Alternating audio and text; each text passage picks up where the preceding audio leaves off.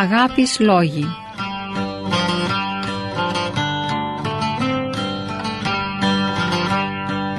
Βίος και λόγοι του γέροντος Πορφυρίου του Καυσοκαλυβίτου. Επιμελείται και παρουσιάζει ο Ιωάννης Φιλιππάκης.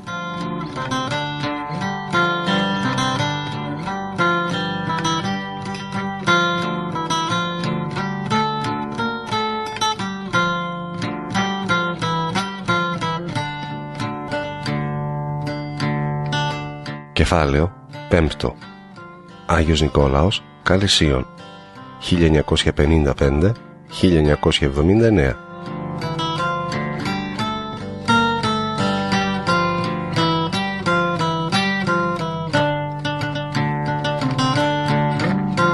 Ο Θεός μου εκπλήρωσε την επιθυμία να εργαστώ σε ίδρυμα. Έκανα 33 χρόνια στην Πολυκλινική. Είχα όμως μέσα μου και μια άλλη βαθιά επιθυμία: να βρω ένα κτήμα και να χτίσω μοναστήρι. Ψάχνοντας, βρήκα τον Άγιο Νικόλαο Καλυσίων στην Πεντέλη. Ήταν μετόχη της Ιεράς Μονής Πεντέλης. Πήγα λοιπόν εκεί με τη χάρη του Θεού κάποια μέρα. Το εκκλησάκι ξεπρόβαλα από μακριά. Όταν έφτασα, μπήκα μέσα.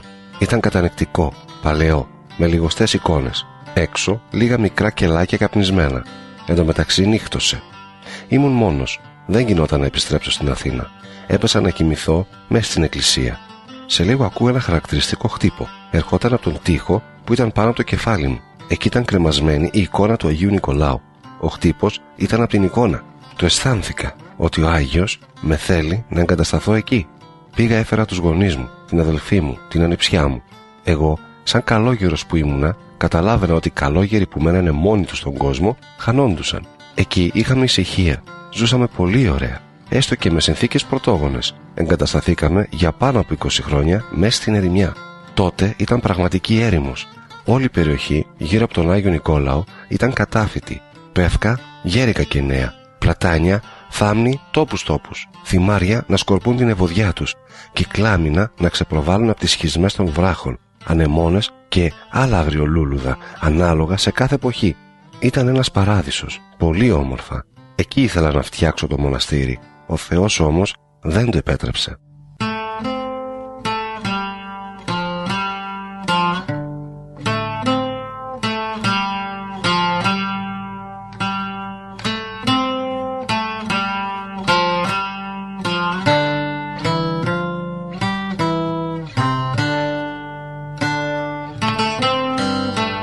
Από την Πεντέλη και συγκεκριμένα από το Πίκπα δεν απέχει πολύ ο Άγιος Νικόλαος, αλλά τότε δεν υπήρχε δρόμος. Έπρεπε να βαδίσεις με τα πόδια ή με το γαϊδουράκι 1 ώρα σε δύσβατο δρόμο και μετά άλλα 20 περίπου λεπτά της ώρας να χρησιμοποιήσεις ένα κατσικόδρομο για να βρεθείς στον Άγιο Νικόλαο που ήταν χτισμένος πάνω σε ένα λοφίσκο βραχώδι.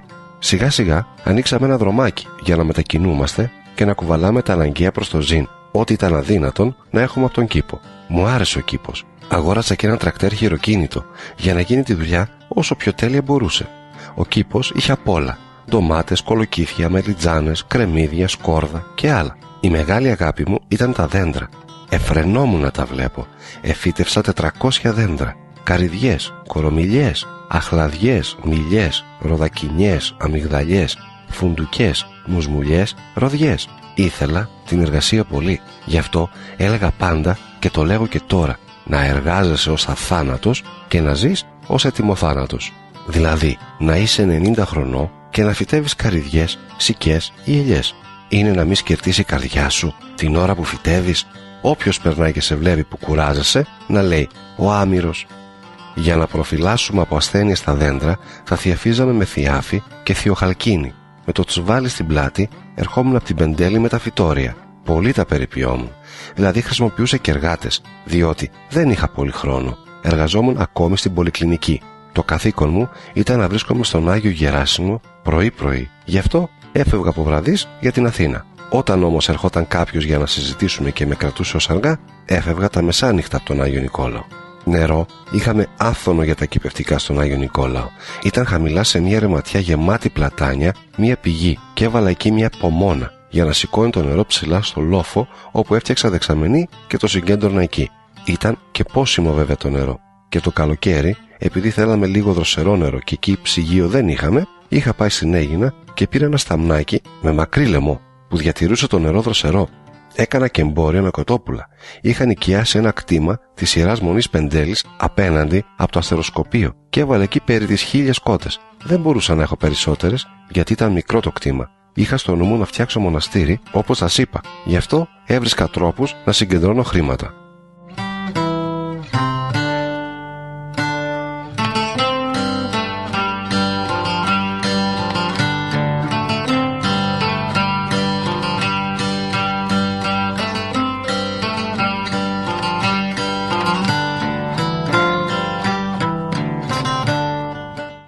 Στα Καλύσια ήμασταν απομονωμένοι, γι' αυτό θέλαμε εκεί στην ερημιά να ακούμε από κάποιο ραδιοφωνικό σταθμό Αθηνών κάποια ακολουθία ή θεία λειτουργία, καθώς επίσης και για τον καιρό, τις ειδήσεις, να μαθαίνουμε τι γίνεται στον κόσμο για να προσευχόμαστε. Έτσι απεφάσισα και έκανα ένα ραδιόφωνο. Δική μου εφεύρεση. Έβαλα και μία κεραία πάνω σε ένα πεύκο που ήταν 15 μέτρα ψηλό και στήριξα ένα καλώδιο στον τοίχο της εκκλησίας και το έδεσα σε μία κορτσιά. Το πρωτόγωνο αυτό ραδιόφωνο δεν είχε κουμπί να το κλείνεις. Λειτουργούσε όλο το 24ωρο χωρίς διακοπή, αλλά το είχα ρυθμίσει να ακούγεται σιγά για να μην μας ενοχλεί. Όταν δεν ήμουν απαραίτητα στον Άγιο Γεράσιμο, λειτουργούσα στον Άγιο Νικόλαο. Σιγά σιγά άρχισαν να έρχονται κάποιοι άνθρωποι για να εκκλησιαστούν ή και να εξομολογηθούν. Με όλους αυτούς γίναμε μια μεγάλη οικογένεια, η οικογένεια των Καλυσίων. Ερχόντουσαν όμως και άλλοι άνθρωποι περιστασιακοί.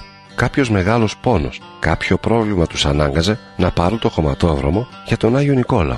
Έτσι, μια μέρα έρχεται μια κυρία με τον σύζυγό της και τα 4 παιδάκια τους. Νέοι άνθρωποι, είχαν λίγα χρόνια παντρεμένοι και στην αρχή δεν ήθελαν να κάνουν παιδί. Μετά απεφάσισαν, ας κάνουμε.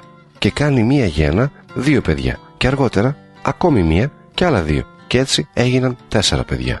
Αυτοί λοιπόν είχαν έλθει εκεί και η νέα ήταν 30 χρονών. Μου λέγει, «Γέροντα, υποφέρω πάρα πολύ, δεν είμαι καλά». Όπως μου μίλαγε, την εκοίταζα προσεκτικά και της έβαλα το χέρι κάτω από το λαιμό της. «Εδώ», της λέγω, «αισθάνεσαι ένα σφίξιμο, έτσι και έτσι». «Ναι», μου λέει, και σε πιάνει μια λύπη που εκείνη αποτελειώνει το έργο της. Δηλαδή, στην αρχή σε πιάνει ένα σφίξιμο και μετά σου έρχεται η θλίψη και δεν μπορείς να κουνηθείς. Κουνιέσαι, μπορεί και να γελάσεις, αλλά μέσα σου ζεις αυτή την κατάσταση.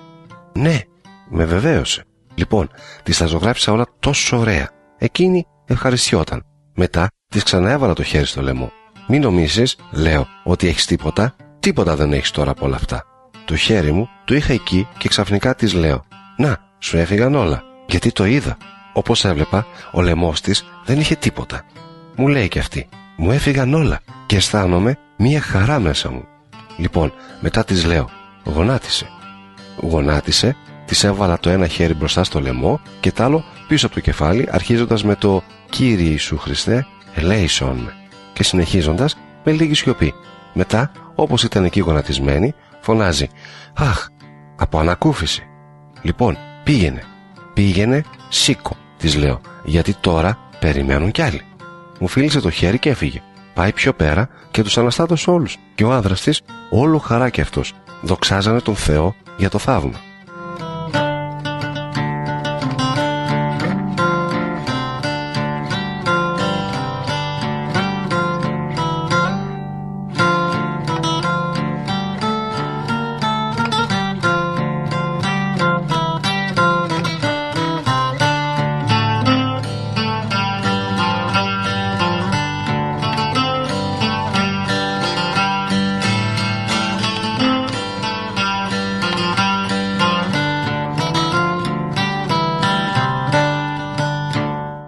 Μια άλλη φορά ήρθαν από το Ξυλόκαστρο οι γονείς του Κώστα. Να δείτε πόνο που έχουν μερικοί άνθρωποι. Αυτοί είναι καλοί άνθρωποι, αλλά και τα 2 τους παιδιά, ο Κώστας και η Μαρία, έγιναν φανατικοί οπαδοί του Σάι Μπάμπα των Ινδιών. Ο Κώστας ήταν φοιτητής της ιατρικής. Έφυγε με την αδελφή του από το σπίτι παραμονές του Πάσχα. Την ώρα που θα φεύγανε, λέει ο πατέρας στην κόρη του, «Καλή Ανάσταση, Μαρία μου». Η Ανάσταση ήρθε, πατέρα μου, και ο κόσμος δεν την εγνώρισε, του απάντησε εκείνη. Εν τω μεταξύ, οι γονείς τους δίνανε συνέχεια χρήματα. Τώρα το κόψαν αυτό, γιατί τα χρησιμοποιούσαν για τον Θεό τους. Ο Κώστας πήγε στη Θεσσαλονίκη για να κάνει προπαγάνδα και τον εδίρανε κιόλας εκεί πάνω. πήγε να προσελκύσει κάποια παιδιά, οι γονείς των οποίων τον επιάσανε και τον χτυπήσανε. Αυτοί λοιπόν οι καλοί άνθρωποι μου φέραν ένα περιοδικό και θα μου στείλουν κι άλλα. Στο εξώφυλλο έχει μια φωτογραφία αυτού του Σάι Μπάμπα. Έχει φτιάξει μια καινούρια θρησκεία που πιστεύουν ότι αυτός είναι ο νέος Χριστός που ήρθε στον κόσμο για να τον σώσει, να τον οδηγήσει στην αλήθεια. Λένε ότι είναι ο καινούριος Θεός. Ο Σάι Μπάμπα ζει τώρα. Είναι άνδρας παντρεμένος, έχει δίπλα την γυναίκα του και 2 παιδάκια. Στο κάτω μέρος της φωτογραφίας βλέπουμε πολλούς νέους να τον ακολουθούν και μάλιστα πολλοί είναι και μορφωμένοι. Πώς πήγανε εκεί αυτά, παιδιά μορφωμένα? Σε μια άλλη σελίδα του φυλάνε τα πόδια. Εκείνος ο Χριστός, δηλαδή ο αληθινός, πάει τώρα. Έτσι τους λέει. Άλλη εποχή σου λέει. Όλα αλλάζουν. Μοιάζει με παραμύθι. Μπορεί ο Σάι Μπάμπα να είναι τρελός. Λένε ότι έχει συγκεντρώσει και χρήματα πολλά. Να σας πω και ένα άλλο σχετικό περιστατικό. Μια μέρα ένας πλωτάρχης με πήγε στον οροπό, στην παραλία. Μπήκαμε στο λιμενοβραχίωνα και εκεί ένας ψάρευε. Λέω στον πλωτάρχη: πήγαινε να μου φέρεις ένα ψάρι από αυτά που ψαρεύει αυτός ο άνθρωπος. Ο ψάρας όμως απαντάει: το καλάθι είναι άδειο. Από το πρωί προσπαθώ, τίποτα δεν έκανα. Φύγετε, αφήστε με ήσυχο. Του λέω: ρίξε τα αγκίστρι στη θάλασσα. Φύγετε, μας λέει στεναχωρημένα. Ξεκινήσαμε και φεύγαμε. Εκείνη τη στιγμή, καθώς ο ψαράς έβαλε τα αγκίστρι στη θάλασσα, αισθάνθηκε ότι κάτι έπιασε. Το σήκωσε και ένα μεγάλο ψάρι σπαρταρούσε στα αγκίστρι. Μας φωνάζει: μη φεύγετε, ελάτε, μη φεύγετε, έπιασα ψάρι. Ο πλωτάρχης είπε: ξέρω παππούλη γιατί έγινε αυτό. Έγινε για να πιστέψω σε εσάς που είστε του Θεού και να πιστέψει και ο ψαράς. Ως τώρα πίστευα στον νέο Χριστό, τον Σάι Μπάμπα, τον ιδιών. Τώρα πιστεύω στον αληθινό.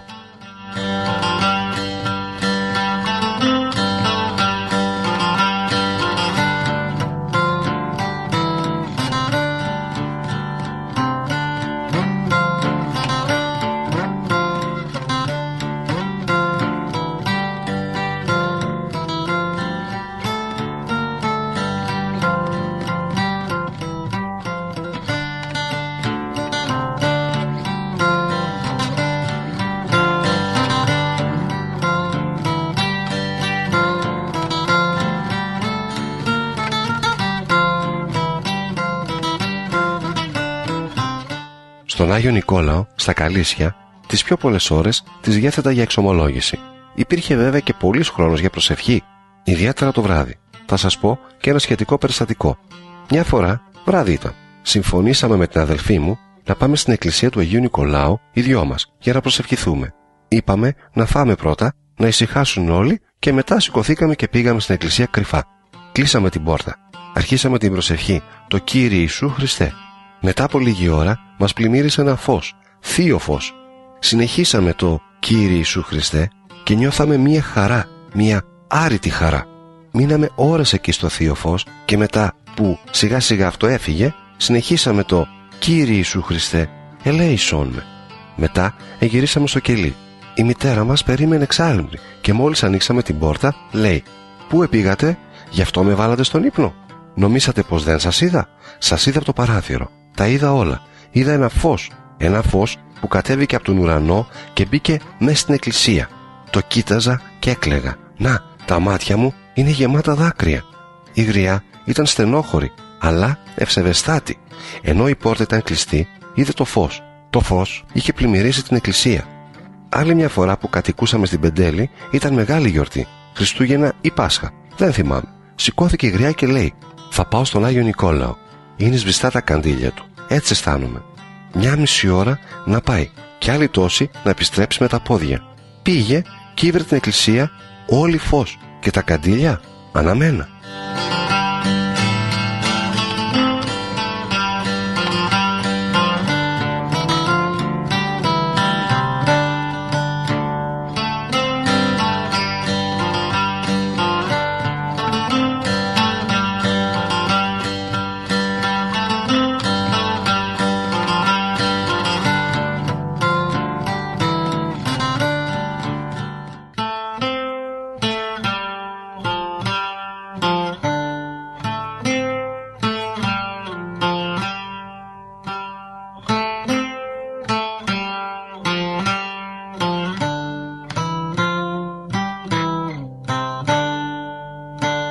Αγάπης λόγοι.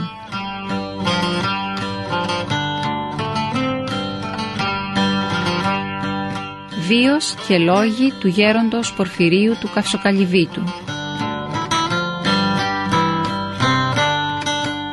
Επιμελείται και παρουσιάζει ο Ιωάννης Φιλιππάκης.